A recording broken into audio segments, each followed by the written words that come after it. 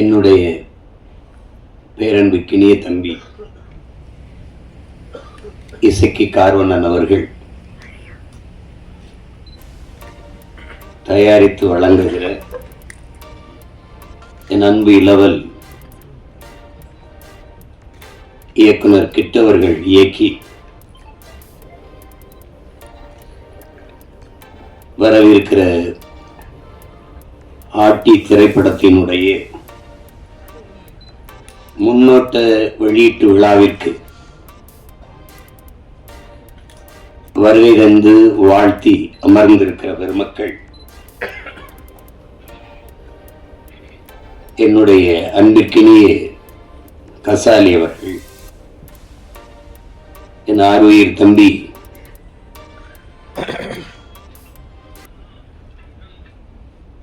உறவில் மட்டுமில்லாது உணர்வோடும் என்னோடு இணைந்து களத்தினில் நிற்கிற இயக்குனர் நடிகர் திருமுருகன் அவர்கள்,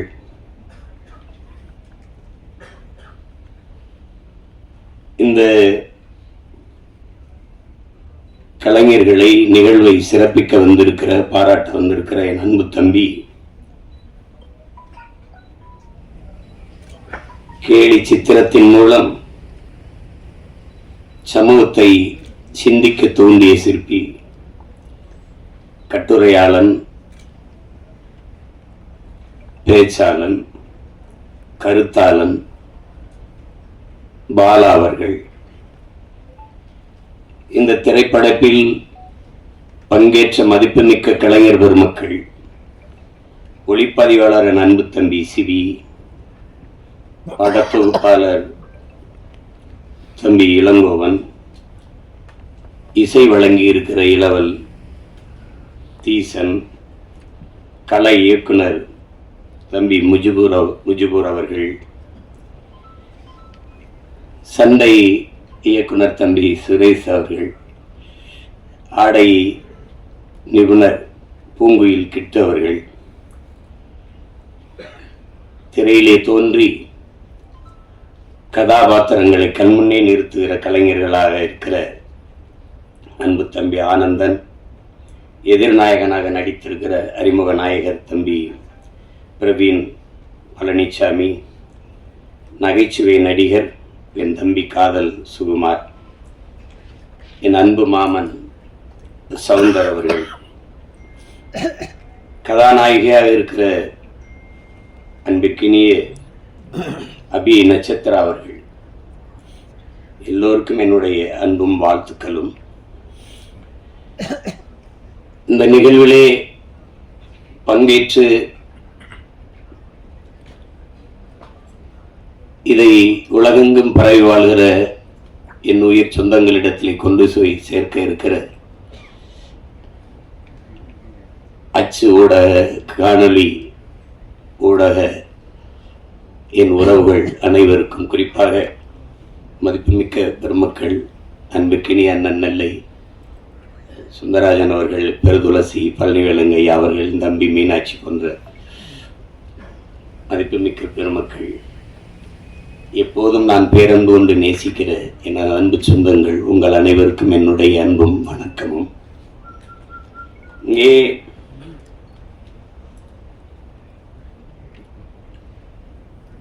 காதல் சுகுமார் ஒரு நகைச்சுவை நடிகர் அப்படி பார்க்கிறோமானால், அவன் மற்ற நடிகர்களைப் போல ஒரு புகழ்பெற்ற ஒரு திரைக்கலைஞராக இல்லை என்றாலும் அவன் ஒரு ஆகச்சிறந்த தமிழ் மகன், பெரிய உணர்வு கொண்ட, இன உணர்வும் மான உணர்வும் கொண்ட ஒரு மகன். அந்த சூழலிலே அவன் வளர்ந்து வந்து கொண்டிருக்கிற காலங்களிலே இன உணர்வோடு எந்த நாட்டிற்கு சென்றாலும் தன்னுடைய உணர்வு குன்றாமல் நம் உறவுகளிடத்திலே நின்ற ஒரு தம்பி. அதனால் அவனிடத்திலே எனக்கு தனிப்பட்ட பேரன்பு எப்போதும் உண்டு. இங்கே என் அன்பிற்கினிய தம்பி துரைமுருகன் அவர்கள் சொன்னது போல, துரையும் கிட்டும் சேர்ந்துதான் அந்த நையப்புடை அந்த வலைகளியை தொடங்கினார்கள். ரொம்ப நன்றாக செய்தார்கள். கிட்டுவிட்ட இயற்கையிலே அவன் எடுத்த ஒரு சிறந்த படைப்பாற்றல் அவனுக்கு உண்டு. அது எதையுமே சுருக்கமாக அதை சொல்லி புரிய வச்சுருவான். ஒரு இதை அதில் நகைச்சுவை உணர்வோடு கேலியும் கிண்டலுமா கொண்டு போய் சேர்க்கிறதுல பெரிய கெட்டிக்காரன் அவன். எங்களோடு இந்த அரசியல் பயணத்தில் அது திரைப்பயணத்தில் போனது எனக்கு மகிழ்ச்சியாக இருந்தாலும், ஆனால் எங்களுக்கு அது ஒரு இழப்பு தான். அப்படிப்பட்ட ஒரு படைப்பாளி இழந்திருப்பது இழப்பு தான்.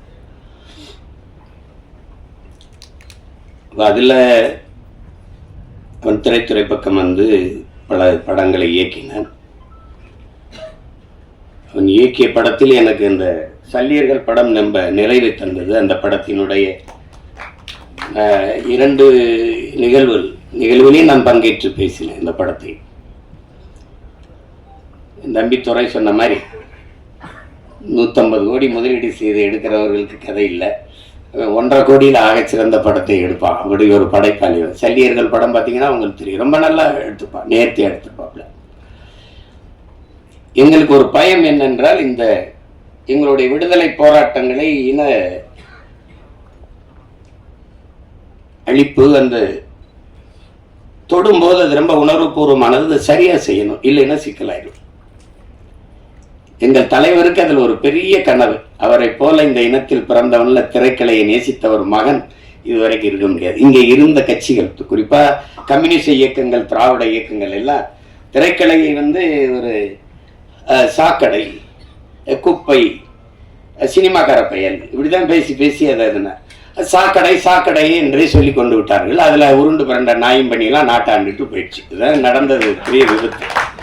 அது திரைக்கலையை ஒரு எங்கள் தலைவன் எனக்கு இப்படி என்கிட்ட சொல்றாரு பாருங்க, திரைக்கலை என்பது அறிவியலின் அழகான குழந்தைன்னு சொல்றாங்க. அந்த வார்த்தையை எப்படி பயன்படுத்துறாரு பாருங்க, அறிவியலின் அழகான குழந்தை. திரைக்கலை ஒவ்வொரு தேசிய இனத்தின் அழகிய கலை முகம். எப்படி வைக்கிறார் பாருங்க. இப்படி பேசல அவர் மெதுவாக சொல்றாரு, நான் அதை எடுத்து சொல்றேன்.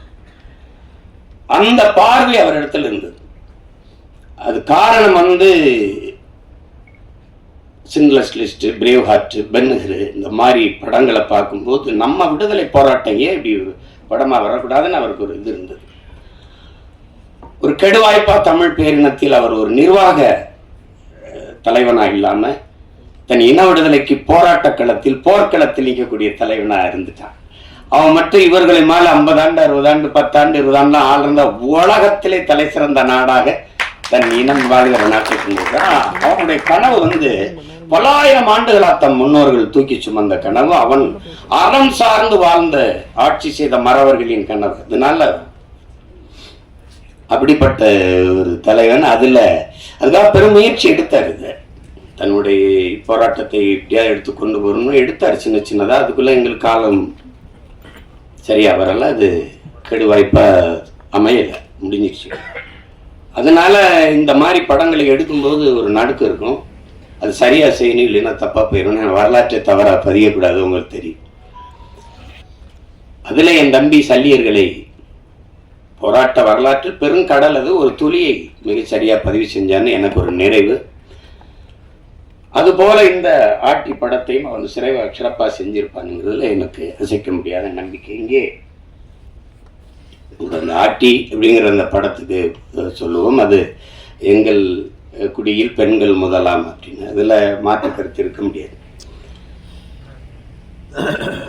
கிட்டு பேசும்போது வருத்தத்துல சொன்னா நமக்கு வரலாற்று பதிவுகள் எதுவும் இல்லை அப்படின்னு, அது ஒத்துக்கணும்.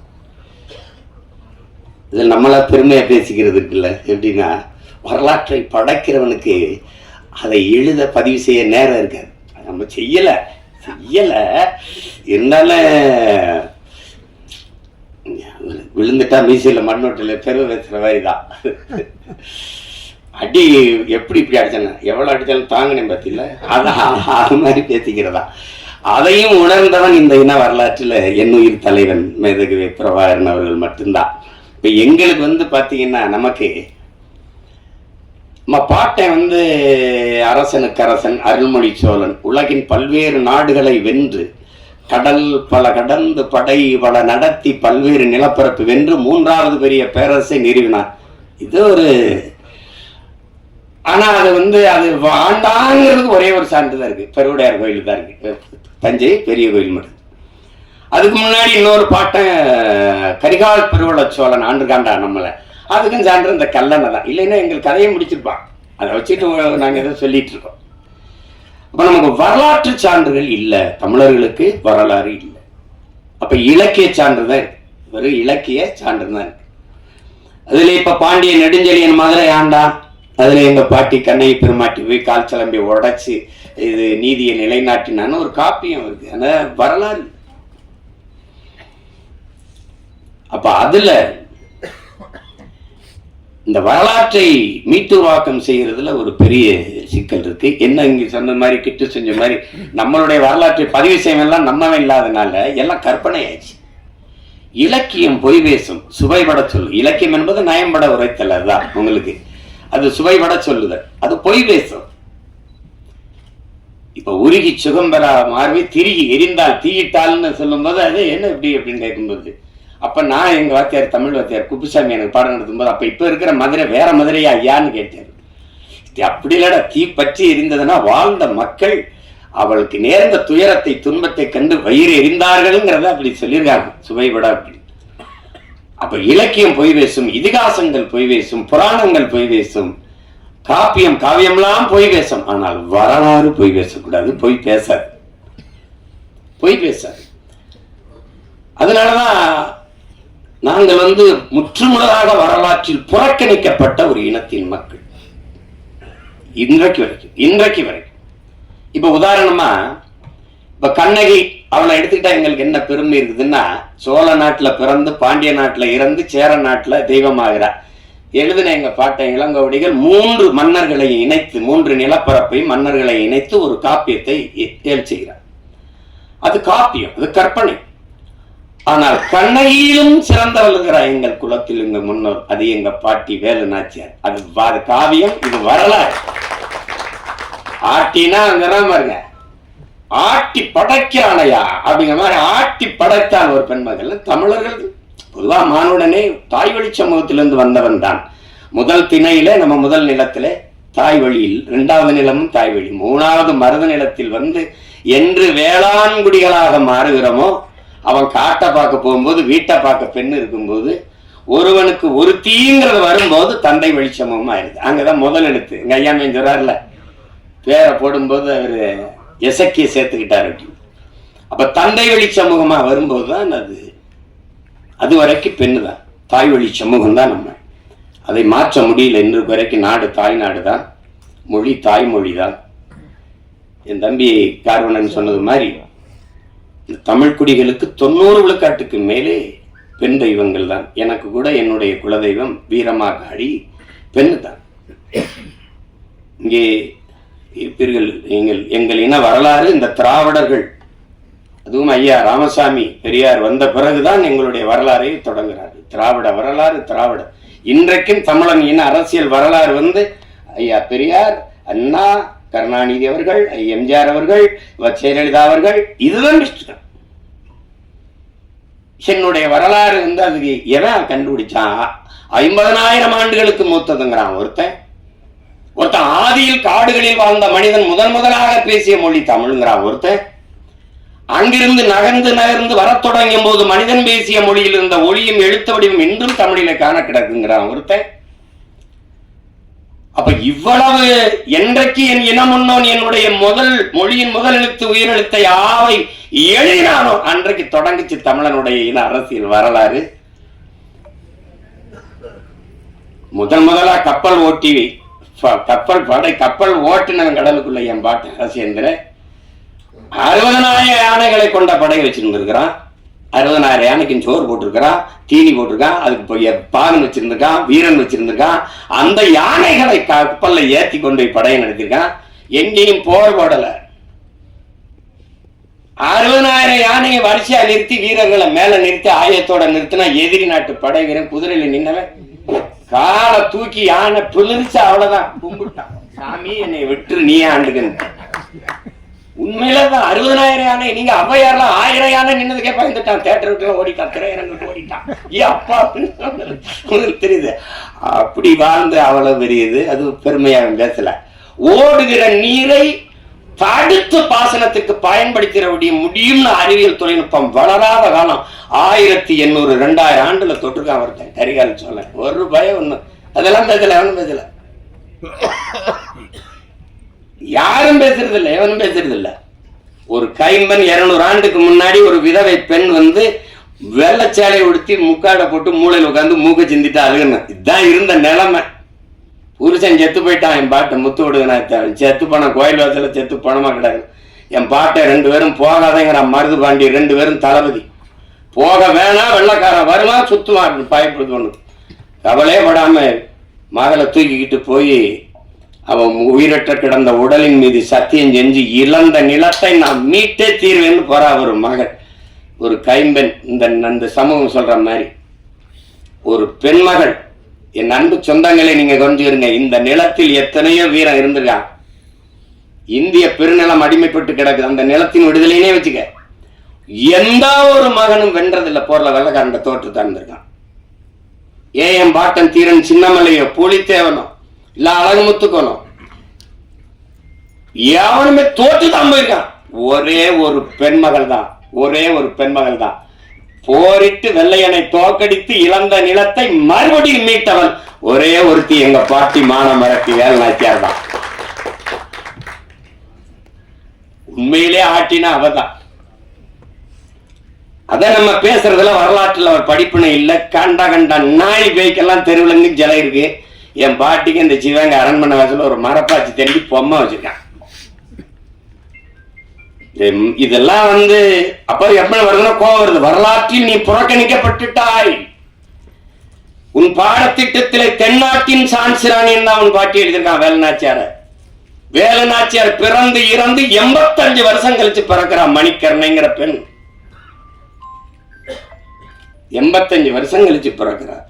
இளம் வயதிலேயே திருமணம் முடிச்சு கொடுத்ததுனால சான்சி அந்த மன்னன் இறந்து போனதுனால அந்த நிலப்பரப்புக்கு அவர் தலைவியாகி அரசியானதுனால சான்சி ராணி.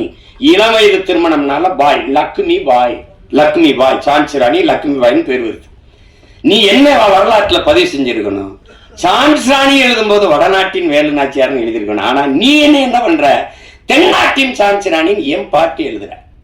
அங்க நான் பேசாம மண்டையாடிட்டு இருந்தேன் பாரு, அங்க செத்துச்சு என் வரலாறு, அங்க போயிருச்சு என்னுடைய வரலாறு. நீ என் பாட்டை வாவு சிதம்பரனாரோட நீ என்ன வல்லபாய் பட்டேல் பெரியாள்? நீ என்ன பண்ணிட்ட நீ? ஆனா வல்லபாய் பட்டேல் எனக்கு வரலாறு இருக்குது, என் பாட்டன் வாவுசி இல்லை. அதாங்க அது சிக்கு. கற்பனோட நீங்க செய்ய முடியாது. என் தாத்தன் வழக்கறிஞர், என் அப்பன் வழக்கறிஞர், நான் வழக்கறிஞர். ஒரு முறை நேர் நின்றால் இன்னைக்கு 50,000, அன்னைக்கு 50,000 என் பாட்டனுக்கு. ஒரு முறை வழக்கு நீதிமன்றத்தில் நேர் நின்னா அவ்வளவு செல்வந்தன். சொத்தம்பட்டை இழந்தான் மண்ணின் விடுதலைக்கு. இந்த தமிழ் மக்களின் மானம் கப்பலே விடக்கூடாது என்பதற்காக கப்பல் ஓட்டிய ஒரு பெருந்தமிழர், சுதேசி கப்பல்.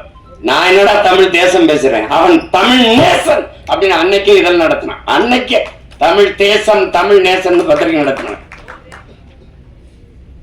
அவன் வரலாறு எங்க இருக்கு? எனக்கு மாடு இழுக்க திணறும் செக்க மனுஷன் இழுத்திருக்கான் இந்த மண்ணின் விடுதலைக்கு. போய் கோவை சிறையில் இருக்கு, இன்னும் அந்த சிலை நினைவா இருக்கு அந்த செக்கு.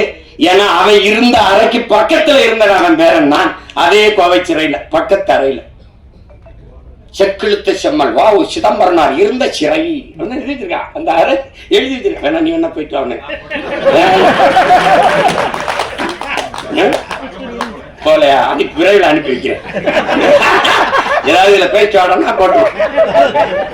என்ன நான் போகாத சிறை இருக்குன்னு நினைக்கிறீங்களா? நீதிமன்றம் இருக்குன்னு நினைக்கிறீங்களா? அவருக்கு ஏதாவது பார்க்கணும் சீமானா உடனே வரணும், கட்டாயம் நேரம் நிக்கணும். வழக்கு இருக்கு, இதுக்கு ஒரு வழக்கு இருக்கு. வல்லபாய் பட்டேல படிச்சோம். நம்மளுடைய பாட்டன் வாவு சிதம்பரனாரை படிக்கல. நீங்க எல்லாம் நான் கோவப்படுறேன்றீங்க. நான் கோவப்படுறதே பரவாயில்ல, என் தம்பியெல்லாம் கொந்தளிச்சுட்டாப்ல. இங்க பாருங்க, தொலைக்காட்சியில என் உடன் பிறந்தார்களா இருக்கிறீங்க. தந்தை பெரியார், கலைஞர் அதான் பேசுறீங்க. நீங்க ஜெயலலிதா அம்மா சொல்லணும், இவர் அப்பா சொல்லணும், அவரை தந்தை சொல்லணும், இவரை கலைஞர் சொல்லணும். ஆனா எங்களை மட்டும் வாவுசி மாப்போசி என்னடா சிசின்னு வச்சுக்கிறேன். நீ எப்படி இருக்கு? எந்த தமிழன் இதை ஏற்பான்? வாவுசி மாப்போசி, என் சிலம்பு செல்வர் மாப்போசி, செக்கிழுத்த செம்மல் வாவுசி சொல்ல முடியாத. தமிழ் தென்றல் திருவிக்கா, தனித்தமிழ் அடிகளார் மறைமலை அடிகள், முத்தமிழ் காவலன் கியாப்பை விஸ்வநாதர். பேச முடியாதவன் பேச முடியுமா? முடியாது. திரைப்படத்தில் நடிச்சவனா தலைவர் என்ன சொல்றாரு என்ற தலைவர் என்ன சொல்ற? எங்க தலைவன் என்ன சொல்ற? திருப்பிரபாகர் என்ற டேய் கழுத்த திரி விடலையும் பார்த்துது. நீ ஏன் அவரை மேதகன்னு சொல்ல மாட்டியா? பேசுறது பாரு, நீ பேசுறத பாரு. பேசு, நாளைக்கு கூட பேசுவாங்க. பேச்சு எப்படி பேசுவாங்க? தமிழர் தந்தை சீபாதித்தனார் சொல்ல முடியாதா? சிந்தனை சிப்பி சிங்கார வேளர் அப்படி சொல்லியிருக்கியா? நீ எங்கேயாவது சொல்லியிருக்கியா? ஆனா இதை மட்டும் பாரு, இதை மட்டும் தமிழன் விழித்துக் கொள்ளணும்னு வச்சுக்கிறீங்க. பெரியார் தந்தையாயி, ஐயா ஸ்டாலின் அப்பாவாயி, ஜெயலலிதா அம்மாவாயி, நம்ம எல்லாம் எவன் என்னன்னு தெரியாம பெத்தப்ப அம்மா மறந்துட்டு நீ தான் அம்மா பண்ணிட்டு தெரியுது. இப்படிதான் வரலாற்றை இழந்த நீ, இப்படிதான் இழந்த. நான் தான் படிக்க வச்சேங்கிறது நீ எப்படி நம்பின? நீ எப்படி நம்பின? உன் இனத்தில் எத்தனை பெண்பார் புலவர்கள்? 100க்கும் மேற்பட்ட பெண்பார் புலவர்கள். நச்சினார், கிணியர், அவ்வை, எத்தனை அறிவு மூதாட்டியே உன் பெண் பெருமகள் அவ்வை. பெண்களை காப்பிய நாயகராக வச்சு பாடியவன் தமிழன். சிலப்பதிகாரம், மணிமேகலை, எத்தனை காப்பியங்கள். குல தெய்வங்களாக வச்சு கும்பிட்டவன் தமிழன். அப்ப எப்படி எங்க நீங்க? நான் தான் பெண்ணடிமை நீக்கணும். எங்க நீக்கணும்? நீ படிக்க வச்ச சரி எதை? திருக்குறளை, சிலப்பதிகாரத்தை, மணிமேகலையை, சிவகை சிந்தாமணியை, வளையாவதியை, குண்டலகேசியை, ஐங்குறுநூறுவை, 18 அகநானூறுவை, புறநானூறுவை, கலித்தொகையை, கலிங்கத்து பரணியை படிக்க வச்ச, கம்ப ராமாயணத்தை படிக்க வச்ச. இதெல்லாம் எழுதுன எவன்டா படிக்க வச்சது? பதில் வச்சிருக்கியா? பெரியார்தான் படிக்க வச்சார். வச்சுக்க. பக்கத்துல இருந்த அறிஞர் அண்ணாவன் WMA 2 முதுகலை படிச்சாரு. அண்ணாதுரை ஐயா, அதுக்கப்புறம் ஐயா அன்பழகன், நெடுஞ்செழியன், இவர்கள் 3 பேரையும் படிக்க வச்சது யாரு? அவருக்கு பக்கத்திலே உட்கார்ந்து இருந்தாங்களப்பா. ஏன் இதெல்லாம் நீ கேள்வி எழுப்பல?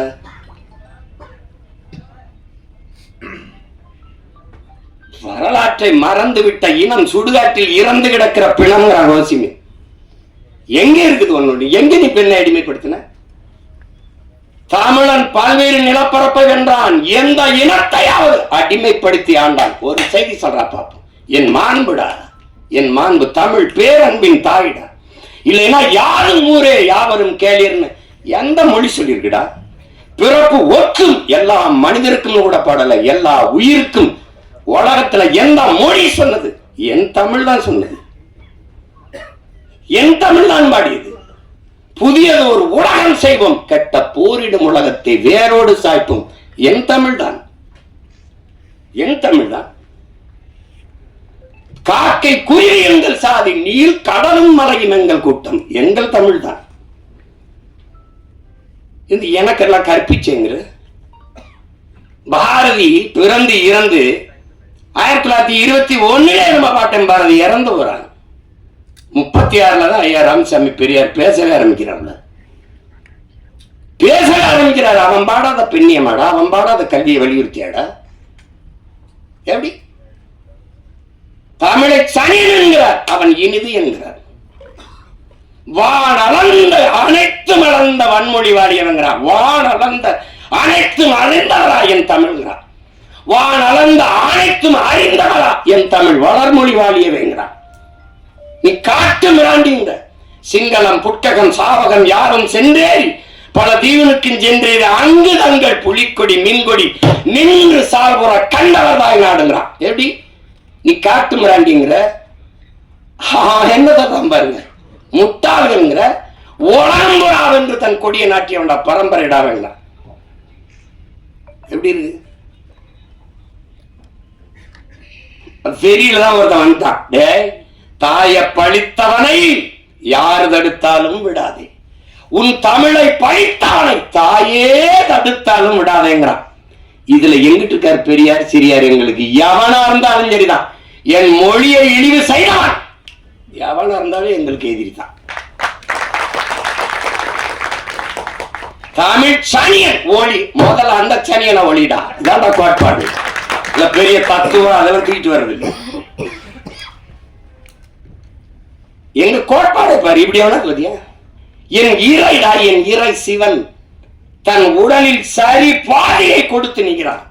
அது ஆணுக்கு பெண் சமம் அல்ல, என் உடன் பிறந்தார்களே ஆணும் பெண்ணும் சமம். அதான் எங்க கோட்பாடு, எங்கள் நிலைப்பாடு. ஆணுக்கு பெண் என்ற கோட்பாட்டை இருக்கிற ஆணும் பெண்ணும் சமம். அதை நிறுவி காட்டியவன் எங்கள் உயிர் தலைவன். ஆணுக்கு நிகராக பெண்ணுக்கு அரசியல் செய்ய காவல்துறையிலே, வான்படையிலே, கடற்புடி படையிலே, கரும்புடி படையிலே எல்லாவற்றிலும் சமபங்கை கொடுத்தவன் என் உயிர் தலைவன் மேதகு பிரபாகரன் அவர்கள். அதைத்தான் அவன் பிள்ளைகள் இன்று 234 இடம் என்றால் 117 ஆண்கள் 117 பெண்களை கொடுக்க காரணம் அதுதான். இதில் பெருமை ஒன்றும் இல்லை, பிறவி கடமை செய்கிறான், அவ்வளவுதான். பெண்ணை போற்றாத எந்த இனமடா உயர்வடைந்திருக்கு.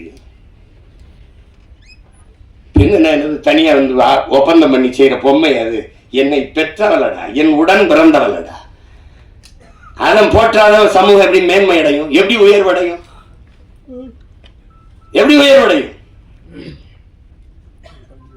பெண்ணடிமை தீர் மட்டும் பேசும் திருநாட்டில் மண்ணடிமை தீர்ந்து வருதல் முயற்கம் பேங்கிறான் புரட்சிப்பாவலர். அதான் இங்க இருக்கிறது. பெண்ணால முடியாதுன்னு என்ன இருக்குது? அப்ப எப்படி எங்க பாட்டியால முடிஞ்சது, வேலுநாச்சியாரால முடிஞ்சது? நடந்தது நிகழ்காலத்துல. பெண்புலி எங்க தலைவர் வந்து ஒரு இதா கொடுக்கிறாரு, ஒரு இலக்கை, இதை போய் செய்யுங்கன்னு. பல முறை ஆண் போராளிகள் நம்ம பிள்ளைங்க போய் பாருங்க, தோற்று வராங்க. போன எல்லாருமே ஆண் புலிகள் தான்.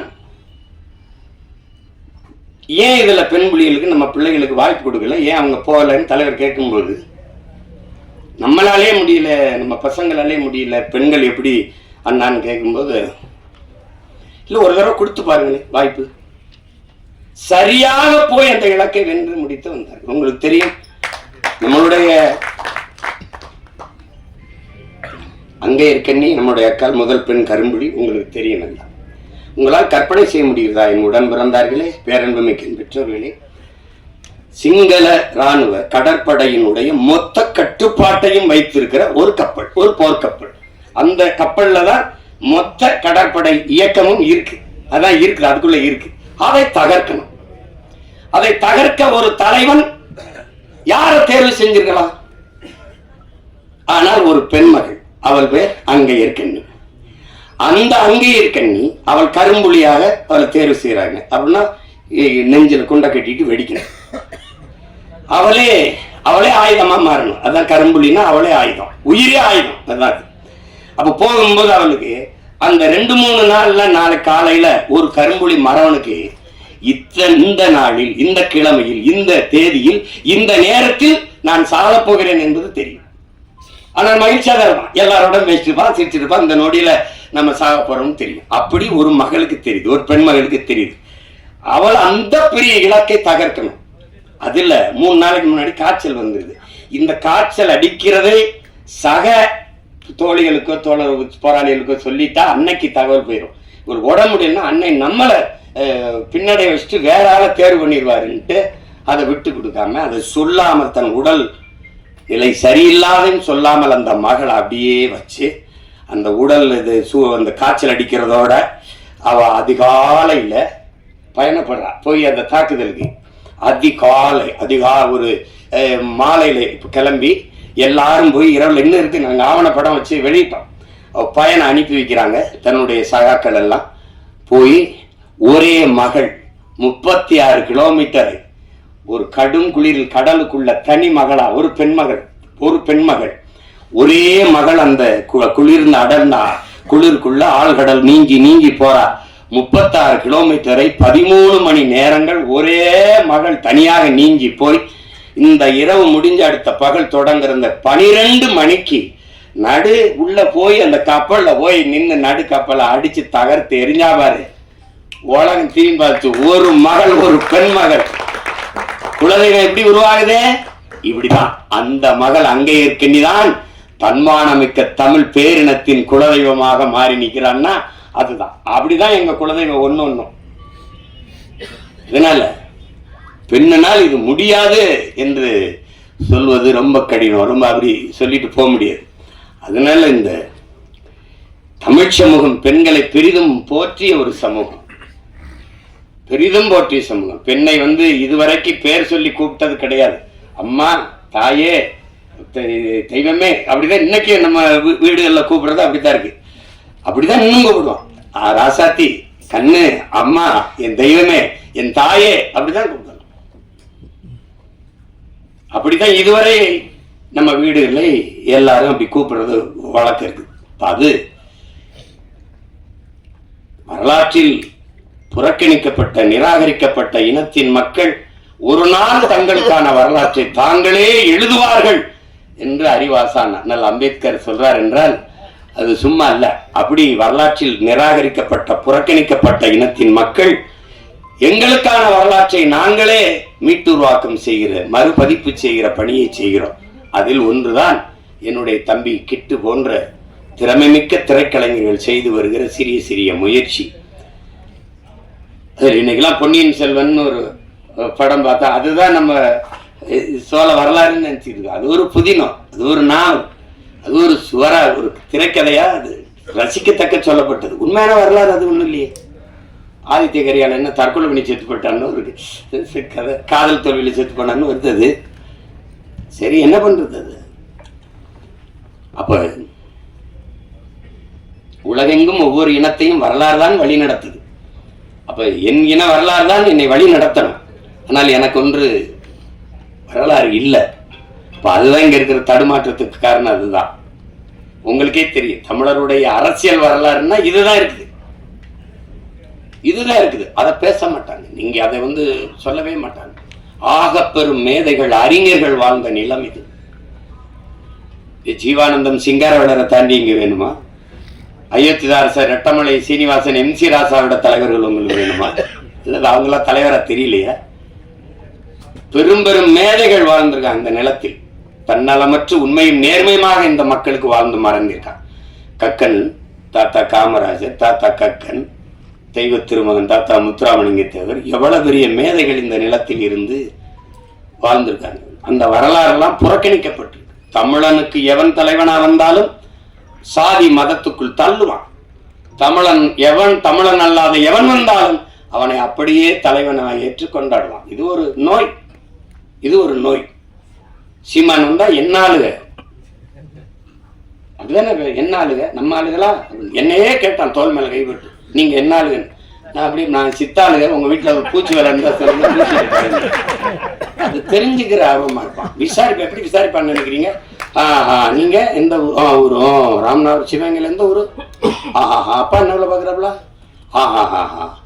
அப்பா அவன் சொந்தக்காரன், அவன் சாதிக்காரன் பேரவர்னு சொல்லி அவர் உங்களுக்கு என்ன வேணும்பா? இவன் ரொம்ப கஷ்டப்படுறான்னு நான் என்ன ஆளுங்கன்னு சொல்லிடணும். ஏன்னா இந்த சாதி தாங்க, என்னங்க உங்க பிரச்சனை? நான் உங்க வீட்டுக்கு பொண்ணு வீட்டு இல்லையே. எப்படி இருக்கு புரியுதா? இது தண்ணீன வகையால் தாழ்ந்து வீழ்ந்த ஒரு சமூகம். காப்பா அரவாணன் ஐயா, அவரை யாருன்னு கேட்டுறாதீங்க. என்னடா புதுசா ஏதோ காப்பா அரவாணன்னு கதை விடுறான்றாரு. ஏன்னா திராவிடன் கதை விடுவான் எங்க வரலாறு, நாங்க வரலாறு சொல்லுவோம் அவனுக்கு கதை. அப்ப அதுல அவர் என்ன சொல்றாரு? இந்த தமிழன் வீழ்ந்ததுக்கு தமிழன் ஏன் அடிமையானான், அந்த புத்தகத்தை தமிழ் இளம் தலைமுறையினர் என் உயிரினுமினியை உடன் பிறந்தார்கள் ஒவ்வொருத்தனும் படிக்கணும். சின்ன புத்தகம். அதுல என்ன சொல்றாரு? தமிழனுக்கு இந்த அடிமையானதுக்கு முதல் காரணம் போர்க்குணம் இன்மை. அதுக்காக அவரே சொல்றாரு, முதலில் பண்பட்ட இனம் நாகரிகம் அடைந்த இனம் போர்க்குணம் அற்று போகுங்கிற. முதலில் பண்பட்ட இனம் போர்க்குணம் அற்று போகும். எப்படின்னு கேளுங்களேன். இப்ப இவர் சண்டை என்ன ஏப்பா எதுக்கு பாங்க காலி பயிலோட போய் சண்டை போடுன்னு பாக்கலாம். நமக்கு அதுவாப்பா தரோம். இங்கதான் அது இதா இருக்கு. எதுக்குப்பா பிரச்சனை? எதுக்குப்பா வம்பு, எதுக்குப்பா பிரச்சனை? அது நமக்கு மட்டும் இல்ல, நாட்டுக்கே அதான் பிரச்சனை ஆயிரும். எதுக்கு பிரச்சனை என்பதுதான் பிரச்சனை. அப்ப அங்க போர்க்குணம் அற்று போனது, போர்க்குணம் அற்று போனது ஒன்று. இரண்டாவது, தன்னிடத்தில் இருப்பதை விட பிறரிடத்தில் இருப்பது உயர்ந்தது, இந்த இழிவான சிந்தனை. பிறகு தாழ்வு மனப்பான்மை, தன்னின பகை, இது ரொம்ப முக்கியம், இதை நீங்க கவனிச்சுக்கணும். அந்த வார்த்தையை போடுறாரு, தன்னின பகை. தன்னின பகை என்னது? படையாட்சியை நான் வேட்பாளராக போட்டாங்க, பறையன் ஓட்டு போட மாட்டாங்க. பறையனை போட்டாங்க, படையாட்சி போட மாட்டாங்க. தேவர் என்னுடைய வேட்பாளர், தேவேந்திரர் ஓட்டு கிடையாதுங்க. தேவேந்திரர் என்னுடைய வேட்பாளர், தேவர் ஓட்டு கிடையாதுங்க. இதனால சொந்த ரத்தங்களுக்குள் யுத்தம். சிந்திய ரத்தத்தை குடித்த ஓநாய்களுக்கு அதிகாரம். இவன் சொந்த ரத்தத்துக்குள்ள சண்டை ஓட்டு வீழ்ந்தான். தன்னின பகையால் தாழ்ந்து வீழ்ந்த தமிழ் சமூகம். எந்த அரசியல் அதிகாரமும் இவனுக்கு வராம போனது காரணம் இதுதான். கடைசியா ஒண்ணு சொல்றாரு, அளவு கடந்த திரைக்கவர்ச்சி.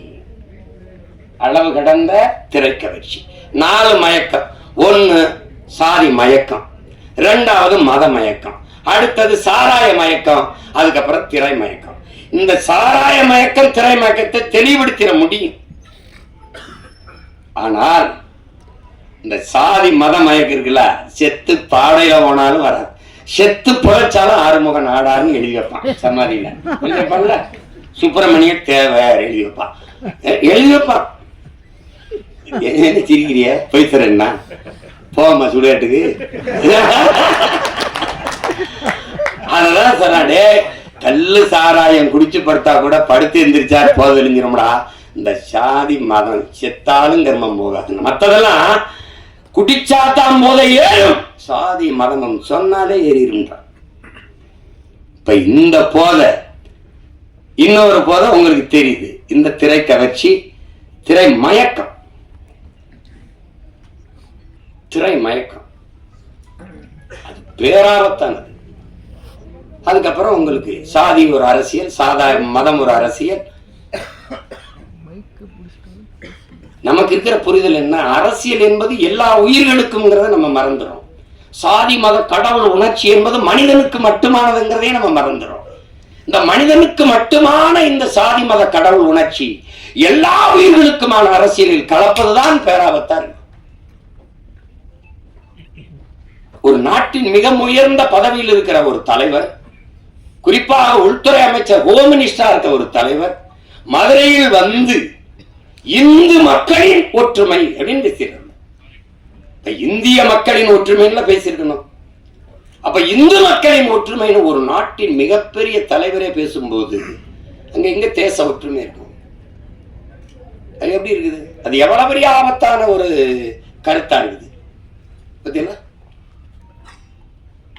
இதுதான் பிரச்சனை. இதை ஒழிக்கணும்னா ஒரே ஒரு ஆயுதம் தான் நம்மகிட்ட இருக்குது, அதுதான் புரட்சி. கட்சி அரசியல்களால் இதை சரி செய்ய முடியாது. புரட்சி ஒன்றால் தான் இந்த தீமைகளை எல்லாம் புரட்டி போட முடியும். இல்லை என்றால் ஒவ்வொரு நாளும் ஐயோ ஊழல், ஐயோ லஞ்சம், ஐயோ கொலை, ஐயோ கொள்ளை, ஐயோ சாராயம், ஐயோ நீ உனக்கு என்னைக்கு கோபப்பட்டிருக்கோம்? நம்ம நாட்டின் பாதுகாப்புக்கு எல்லையில நின்று போரிட்டு நாட்டின் பாதுகாப்புக்கு படை வீரர் செத்து உயிர் கொண்டான். உயிரற்ற உடல் வருது. எத்தனை கோடி, எவ்வளவு லட்சம் இந்த நாடு மத்திய மாநில அரசுகள் கொடுத்துருக்கு. யாராவது நெஞ்ச தொட்டுச்சு? யாராவது சொல், யாராவது சொல். இந்த நாட்டின் ராணுவ வீரன் நாட்டை பாதுகாக்க போரிட்டு எல்லையில நின்று செத்து வந்தான். மத்திய அரசு 1 கோடி அறிவிச்சது, 2 கோடி அறிவிச்சது, முடியாதா? மாநில அரசு கொடுத்தது. ஒருத்தன் வெங்கல பதக்கம் வந்தா 1 கோடி அந்த நிறுவனம், 1 கோடி இந்த மாநில அரசு, 1 கோடி அந்த அரசு. என்ன அப்ப செத்து வந்ததுக்கு என்ன கொடுத்திருக்கு? கள்ளச்சாராயம் குடிச்சு செத்தவனுக்கு 10 லட்சம். ஒரு முதலாளி அவன் காட்சி வித்து பல லட்சங்களை சம்பாரிச்சு கொண்டிருக்கிறான். கொழுப்படுத்து போய் ஒருத்தன் குடிச்சு செத்துருக்கான். ஒரு முதலாளியின் லாப தேவை, ஒருத்தன் போதை, இதுல செத்து விழுந்தவனுக்கு 10 லட்சம் மக்கள் காசுல கொடுக்கப்படுது.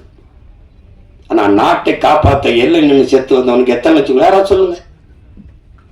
நான் ராணுவத்துக்கு போய் செத்தேன்னா, நாட்டுக்காக செத்தால் என் வீட்டை என் நாடு பாதுகாக்குங்கிற எண்ணம் வராத போது எவன்டா நாட்டு ராணுவத்தில் வந்து சேருவான்? எவன் சேருவான்? அப்புறம் தேசப்பற்று எப்படி வரும்? நாட்டுப்பற்று எப்படி வரும்? நாட்டுக்காக செத்தவன் மீது நாடு பற்று வைக்காத போது நாட்டுப்பற்று எவனுக்கு வரும்? சாதாரண குடிகளுக்கு எப்படி நாட்டுப்பற்று வரும்? எப்படி?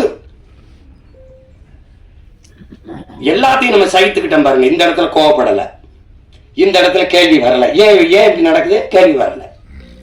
ஏன்னா குப்பை கூட்டுற தொழிலாளியை கூட நீ தனியார் முதலாளிக்கு கொடுத்துருவீங்கன்னா எதை நீ வச்சுப்ப? 1 கிலோ குப்பை 1 கிலோ குப்பை வரல 12 ரூபாயாங்க. யாராவது சொல்லுங்க, எல்லாம் படிச்சவங்க தானே இருக்கீங்க. 1 கிலோ குப்பையை அள்ளி எடுக்க 12 ரூபாயா? ஒரு கழிவறையை கழுவி முடிக்க 350 ரூபாயா? 350 ரூபாய்க்கு ஒரு கக்கூசு கழுவிக்கலாங்க உங்க வீட்டுல? நீங்க சிரிக்கிறதுக்கு சொல்லல, கோவப்படணும்.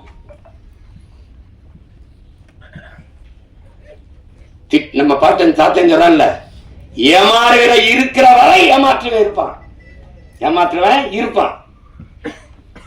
திட்டம் போட்டு திருடுற கூட்டம் திருடி கொண்டே இருக்குது, அதை சட்டம் போட்டு தடுக்கிற கூட்டம் தடுத்து கொண்டே இருக்குது. அது நடந்துட்டுதான் இருக்குது. அண்ணா திருடனாய் பார்த்து திருந்தாவிட்டால் திருட்டை ஒழிக்க முடியாது. இப்ப திருடனா பார்த்தா நம்ம பார்த்தா அவன் திருந்தல, இப்ப நம்ம திருத்தணும். அவன் தான் திருந்தலையே, 1 வருஷம் 2 வருஷம் இல்ல 60 வருஷம் திருடுறான். அவன் திருந்தலையே. அப்ப என்ன பண்ணணும்? திருத்தணும். யார் திருத்தணும்? நாம தான். என்ன பண்ணணும்? உங்க கையால என்ன பண்ணணும்? ஒரே ஒரு அழுத்தணும். என்னது? ஒற்றை விரல் புரட்சிங்கிறது சரிதான்.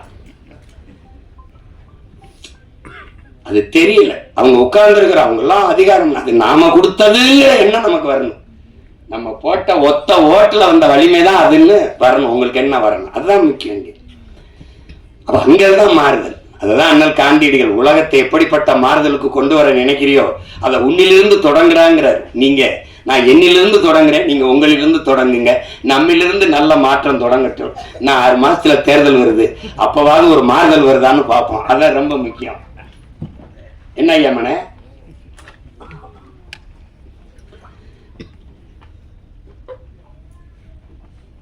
நானும் எங்க ஐயா மையனும், நான் எனக்கு ஐயா மையன், அவருக்கு நான் எப்பவுமே அராஜகம் தான். நாங்க உங்களுக்கு தெரியும், எங்க அப்பா தமிழ் கடல் நெல்லைக்கண்ணன் எங்க அப்பா. அவங்க எப்பவும் என்னை மகனே ஐயான்னு தான் அழைப்பாங்க, மகனேன்னு அழைப்பாங்க. நான் ஏதாவது கேட்டா வாழ்க வாழ்க தமிழுடன் அப்படிதான் சொல்லுவாங்க. வாழ்க தமிழுடன். எப்பவுமே வைக்கும்போது ஐயா படிக்கணும், ஐயா படிக்கணும், ஐயா படிக்கணும், ஐயா படிக்கணும், அது சொல்லிட்டு தான் வைப்பாங்க. அப்படி எங்களை தமிழ் பால் ஊட்டி வளர்த்த தாய் தந்தை எல்லாமே எங்க அப்பா தான். எங்க அப்பாவுடைய அன்பு மகன் எங்க ஐயா மகன் சுகா அவர்கள். பெரிய அறிஞர், அமைதியா இருப்பாரு, பெரிய எழுத்தாளர், பெரிய ஆற்றலாளர், பெரிய திரைக்கதை. அது அந்த என்னன்னா, எங்க அப்பா இளையராஜாவுக்கு முன்னாடி நான் ஒரு காரியம் சாதிக்கணும்னா பாடி காட்டினா போதும். டேய் நீ பாடாத நான் செய்கிறேன்றாங்க. எங்க அப்பாவுக்கு முன்னாடி பாடி காட்டணும், நீங்க என்ன நினைக்கிறீங்க, நான் பாடி காட்டுவேன், பாடுவேன். அதுக்கு ஒரு தடவை என்னை கூட என் முன்னாடி நீ பாடி காட்டுறாங்கல்ல. அப்பா நான் சொல்லிட்டு தானே பாடினேன். என்ன தெரியுமா அதுல அந்த வானத்தை போல மனம் படைச்ச மன்னவனே அப்படின்னா நல்லா இருக்காப்பா, நான் பாடிடுறேன். இல்லடா நீ என் முன்னாடி பாடி, உங்க முன்னாடி தான் பாடி காட்ட முடியும் அப்படின்னு.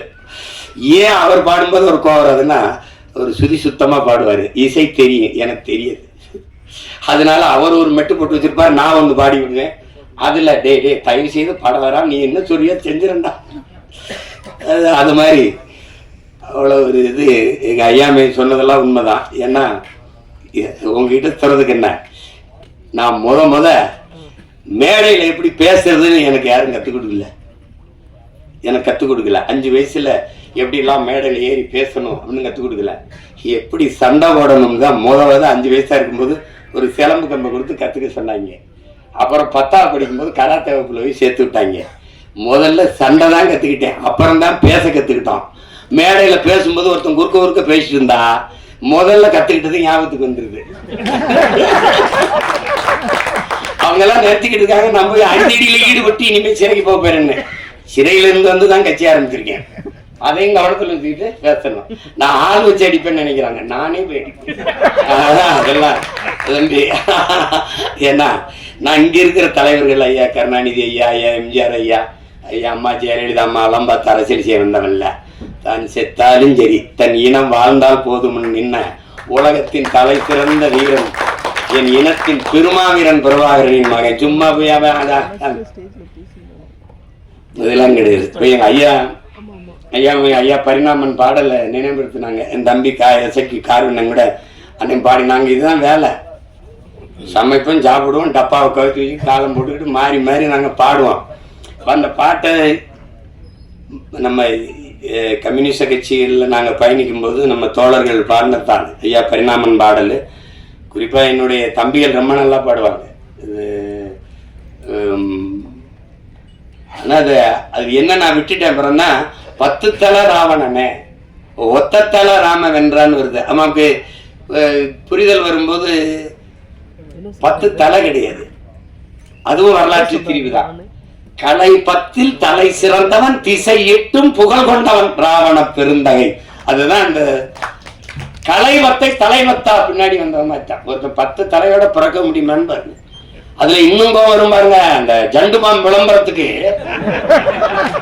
அப்படியே வந்து பழைய ஜண்டுமாம் நான் வர்றதுக்குள்ள ஓடி போயிருங்களா கொண்டே விடுவேன். அவன் கலைவத்தில் தலை சிறந்தவன், திசை 8 புகழ் கொண்டவன். அத போய் கலைவத்தை தலைவத்தாக்கி ஒத்த தலை ராம வென்றான்னு போட்டான். அதெல்லாம் மொத்தத்துல வீரம் வேணும்னதெல்லாம் நான் ஒத்துக்கிறேன், அது ஒத்துக்கிறேன்.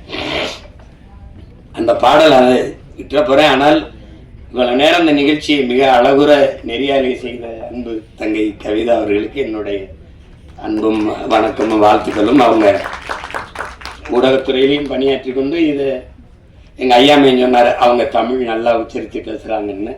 ஏன்னா நாங்கள் தேட வேண்டியது இருக்கு, யார் தமிழ் நல்லா பேசுகிறா இல்லை, லைஃப்ல சொல்ல வேண்டியது இல்லை, வாழ்க்கையில் வாழ்வு இருக்கு, சொல்லு இருக்கு.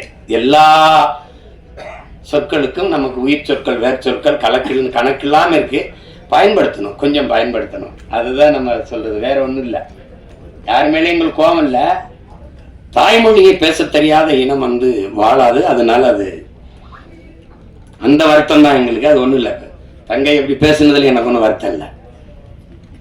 ஏன்னா தமிழ் பேசினா படிக்க தெரியாத பிள்ளைன்னு நினைச்சிருவாங்க. நான் பள்ளிக்கூடம் படத்தில் நடிச்சிட்டு இருக்கும்போது இந்த கையெழுத்து நினைவு கையொப்பம் வாங்க வரும்போது நான் தமிழில் கையெழுத்திட்டேன் அன்புடன்னு. சினேகா அவர்கள் வந்து ஆங்கிலத்தில் கையெழுத்திட்டாங்க. நான் கேட்டேன் அப்படின்னு, ஐயா நான் வந்து தமிழில் தான் போட்டுக்கிட்டு இருந்தேன். ஒரு தடவை தமிழில் போட்டபோது ஒரு அம்மாவும் பொண்ணு வந்து கையெழுத்து வாங்கிட்டு போனாங்க. போகும்போது தமிழில் கையெழுத்து போடுறாங்க, இந்த இவங்க படிக்கலை பொருக்குன்னு. அது தமிழில் கையெழுத்து போட்டால் படிக்கலைன்னு நினச்சிக்கிறான். அப்போ படிக்கலை, பள்ளிக்கூடம் போல இருக்கு, தமிழ்லே பேசிட்டுக்கிறான்னு நினைக்கிறான். அதனால அந்த பாடல் நீங்க கேட்டிருப்பீங்கன்னு நினைக்கிறத. இப்ப யாரும் அந்த பாடுறது இல்லை. அந்த பாடல்ல 10 தலை ராவணன ஒத்த தலை ராம வென்றான். இந்த பாட்டை நானே எங்க மாமா சவுந்தர அவர்களும் ஐயா பாக்கியராஜ் வீட்டுக்கு போனோம்னா ஒரு தடவை அந்த பாட்டை பாடுங்க அப்படிம்பாங்க. தாளம் போட்டு நாங்க பாடுவோம். 10 தலை ராவணன ஒத்த தலை ராம வென்றான், மொத்தத்துல வீர வேணும் சுடலமாடா. இந்த வித்தைகளை கத்துக்காம சத்தியத்தை ஒத்துக்காம கத்துனா போனதெல்லாம் கிடைக்குமாடா தம்பி, கத்துனா போனதெல்லாம் கிடைக்குமாடா. 10 தலை ராவணன ஒத்த தலை ராம வென்றான், மொத்தத்துல வீர வேணும் சுடலமாடா. இந்த வித்தைகளை கத்துக்காம சத்தியத்தை ஒத்துக்காம கத்துனா போனதெல்லாம் கிடைக்குமாடா தம்பி, கத்துனா போனதெல்லாம் கிடைக்குமாடா. புலி பசித்து கிடந்தாலும் புள்ளை தின்ன மாட்டாது, போட்டத திங்கிறமே சுடலமாடா. நம்ம பொண்டு உள்ள வாழ்க்கையில கண்ட சுகம் ஏதும் இல்ல, தெண்டத்துக்கு உழைக்கிறமே நியாயமாடா தம்பி, தெண்டத்துக்கு உழைக்கிறமே நியாயமாடா. இது அந்த பாடல் ஐயா பரிணாமன் அவர்கள் எழுதினார். அது ரொம்ப முற்போக்கான பாடல். அந்த வரியை தவிர மற்றெல்லாம் நமக்கு உடன்பாடு. இப்ப இருந்தா கூட ஐயா மாத்தி அதை கொடுப்பாங்க. அது அப்ப அது எவ்வளவோ பாடல்கள், எவ்வளவோ சித்தர்கள், ஞானிகள், யோகிகள் எல்லாம் தோன்றி என்னென்னமோ எங்க தாத்தா பாட்டு கிட்ட சொன்ன மாதிரி முன்பு இயேசு வந்தார், அப்புறம் காந்தி வந்தார், புத்தன் வந்தார், அப்புறம் இயேசு வந்தார், அப்புறம் காந்தி வந்தார். எதையோ சொன்னாங்க, எழுதி வச்சாங்க. எல்லாத்தையும் தான் படிச்சீங்க, என்ன பண்ணி கிழிச்சீங்கன்னு தெரியல. அது மாதிரிதான் இப்ப நானும் நாமளாவது எல்லாரும் சேர்ந்து ஏதாவது உருப்படியா கிழிப்போம் வாங்கன்னு தான் கூப்பிடுவேன். அதுக்கு என்னுடைய தம்பி கிட்டவர்கள் எழுதி இயக்கி என்னுடைய ஆர்வீர் இளவல் எசக்கி கார்வண்ணன் அவர்கள் தயாரிச்சிருக்கிற இந்த ஆட்டி படம் ஒரு சிறிய முயற்சியா இருக்கும். அவர் சொல்றான், புரட்சி என்பது ஒவ்வொரு மனிதனின் காலடிக்கு கீழே காய்ந்த சருகுகளாக காத்து கிடக்கிறது ஒரு தீக்குச்சியின் உரசலுக்காக அப்படிங்கிறான். ஒரு தீக்குச்சி உரசி போடணுங்கிறதுக்காக காய்ந்த சருகா காத்து கிடக்குதுங்கிறான். அப்படி உரசி போடுற ஒரு தீக்குச்சியா என் தம்பி கிட்டுவனுடைய ஆட்டி படைப்பு இருக்கட்டும் என்று நான் வாழ்த்துறேன்.